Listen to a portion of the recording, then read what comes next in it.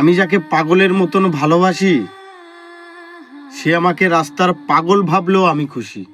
কিন্তু যার ভালোবাসা এতদিন ধরে পেয়েছি, যেটা বিশ্বাস করেছি, সেটা যদি হঠাৎ করে ভুল প্রমাণিত হয়, তাহলে আমি কার দোষ দেব? আমি তাহলে নিজেই দোষী। দেখলাম যে ভালোবাসে সে ঠিকই ফিরে আসে, হয়তো কিছুটা সময় একা রেখে যায়, কিন্তু মনে মনে ঠিক থেকে যায়। সে আমার ঠিকই হইল, তবে আমার রইল না।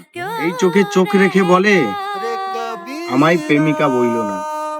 রবি ঠাকুর হয়তো এর জন্যই বলেছেন, এই ভাঙাচোরা মন নিয়ে আমি যেন প্রেমের উপন্যাস না পড়ি। কিন্তু সংক্ষেপে বলতে চাই, আমি এখন তোমাকে প্রচন্ড ঘৃণা করি।